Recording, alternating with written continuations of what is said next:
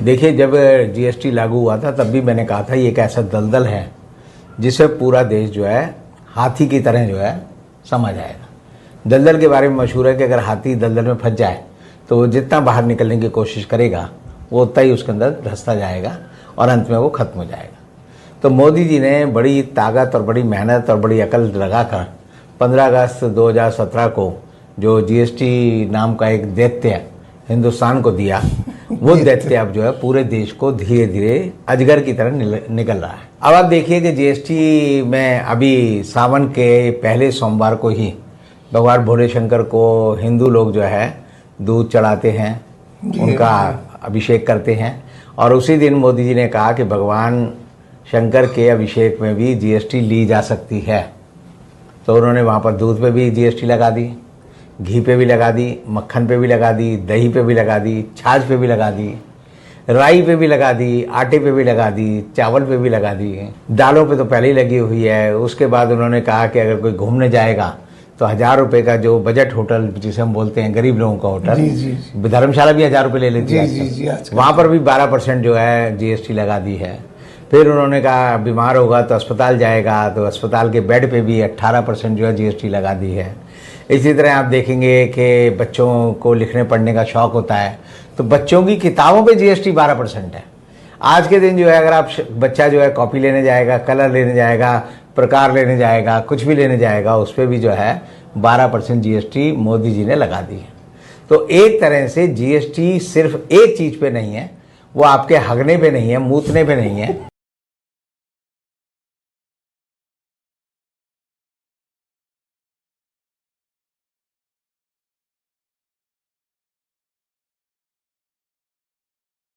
उसके अलावा आपके खाने की हर चीज़ पे जीएसटी लगी हुई है। और जीएसटी लगाते हुए सरकार को जरा भी शर्म नहीं आई कि गरीब खाएगा क्या, गरीब आदमी खाएगा क्या, गरीब आदमी रहेगा कैसे, गरीब आदमी जिंदा कैसे रहेगा।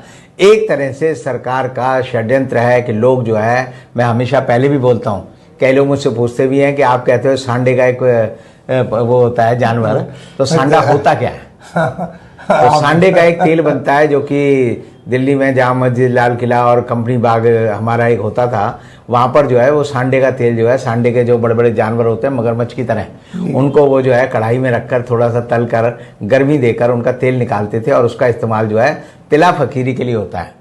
तो बाकी जो है सांडा जो है उसको खाने पीने की जरूरत नहीं होती, उसे आप जो है हवा में नमी जो आजकल खूब है वो नमी चूस कर जो है हवा में जिंदा रहता है। उसका एक बड़ा रूप जो होता है खो होता है, जो राजस्थान में पाया जाता है, जिससे चोर उचक्के जो है किसी महल की दीवार फांदने के लिए किया करते थे। जी। उसको रस्सी बांध देते थे और उसको दीवार पे फेंकते थे, तो वो जो है उसकी जो चारों हाथ पांव होते थे उनमें वो स्पंज टाइप कुछ होता था, वैक्यूम, तो वो जितना उसे खींचोगे उतना वो जो है उससे चिपक जाता था और वो उस पर चढ़ जाते थे। तो मोदी जी ने देश के लोगों की हालत ऐसी कर दी है। अभी देश के लोगों को पता नहीं कि फसाई एक्ट जो है, जो खाद्य सुरक्षा कानून एक बना हुआ है देश में, उसमें अब ये एक प्रावधान है कि अगर कोई आदमी सरसों का, तिल का तेल खुलेआम बेचता है तो उस पर उसको जो है 6 महीने से उम्र कैद तक की सजा मिल सकती है।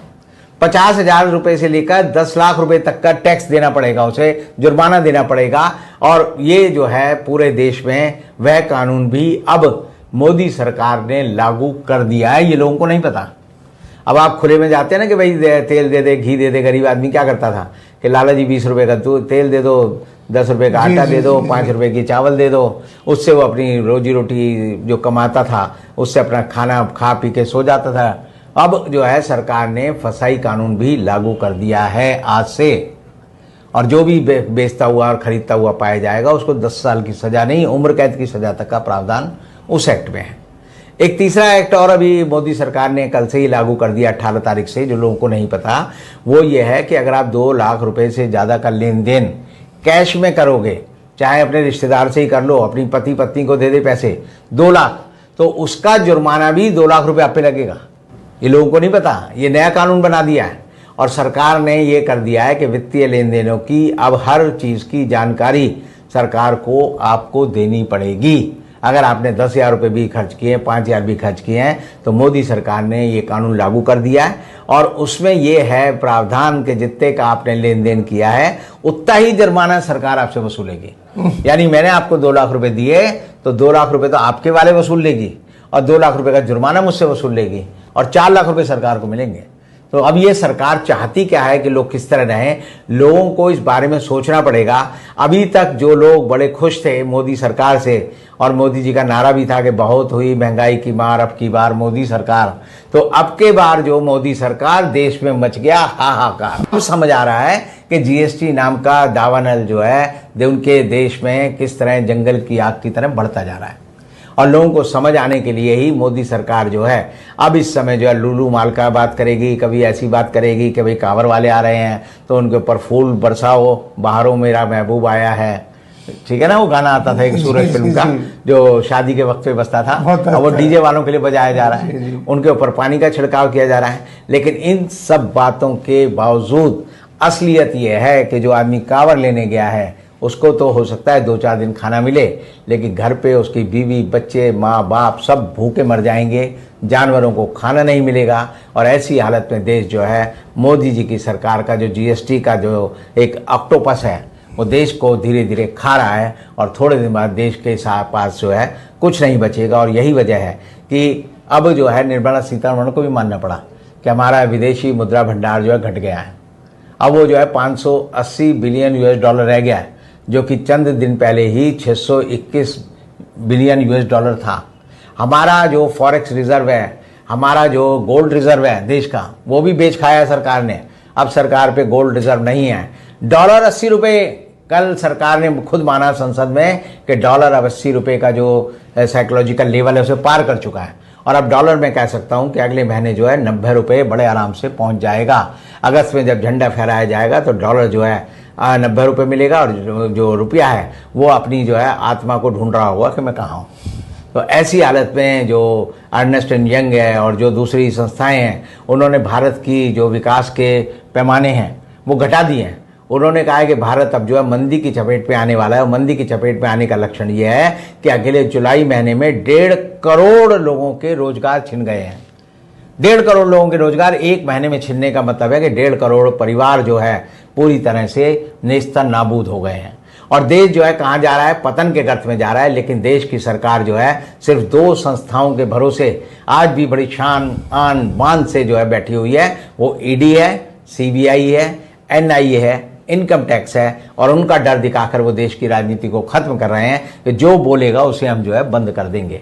और अभी हमने देखा होगा, सब ने देखा कि मोहम्मद जुबैर जिनको की एक ट्वीट के कारण जो है बंद कर दिया गया, उसमें सुप्रीम कोर्ट के न्यायाधीश आप देखिए DY चंचूड़ को कहना पड़ा कि ये बड़ी अजीब घोलमाल है कि जैसे ही इसको जमानत मिलती है तुरंत उसी बात पे एक FIR दर्ज हो जाती है। तो ये देश जो है इस समय डंडे के बल पर, सरकार जो है डंडे के बल पर, सरकार जो है लोगों को जेल भेजने का डर दिखाकर, सरकार ईडी का डर दिखाकर, सरकार जो है सीबीआई का डर दिखाकर, सरकार जो है एक तरह से देश को पूरी तरह से पुलिस राज और तानाशाह तंत्र में बदल दिया गया है। आज के समय में भारत नाम का देश, अगर हम 15 अगस्त को झंडा फहराएंगे और गर्व से कहेंगे हम आज़ाद हैं, तो आप समझ लीजिए आप आज़ाद नहीं हैं, आप गुलाम हो चुके हैं। हर तरह से आप गुलाम हैं। आपके पास ना बोलने की ताकत है, ना खाने की ताकत है, ना पीने की ताकत है, ना जिंदा रहने की ताकत है। हम सब एक 140 करोड़ लोगों के मुर्दा देश में बदल चुके हैं, जिनमें चंद लोग हैं, जिसमें अडानी हैं, अंबानी हैं, उनके पास पैसा है। अकूत पैसा जिन लोगों पे है और जिन लोगों ने पैसा कमाया है, सरकार ने खुद माना है कि 3 साल में 4 लाख लोग हिंदुस्तान छोड़कर विदेशी नागरिकता ले चुके हैं। और विदेशी नागरिकता फ्री में नहीं मिलती, वो कहते हैं इट्स ए पेड सिटीजनशिप। आप जैसे कनाडा जाना है तो आप 5 करोड़ रुपए दिखाइए, अमेरिका जाना है 10 करोड़ रुपए खर्च करिए। इस तरह जो है आप समझिए अगर 4 लाख लोग गए हैं तो समझ लीजिए कि 20 लाख करोड़ रुपया इस देश का विदेश की सरकारों पर जा चुका है। और वो सब इस सरकार के निकम्मेपन, गलत आर्थिक नीति और हम लोगों के और आपके चुप रहने की वजह से हुआ है। और उसके लिए हम सब जिम्मेदार हैं कि देश को हमने एक गुलाम देश में क्यों बदल दिया। इसका सवाल का जवाब हमें अपने दिल में झांक कर पूछना होगा। बहुत बहुत शुक्रिया आपका।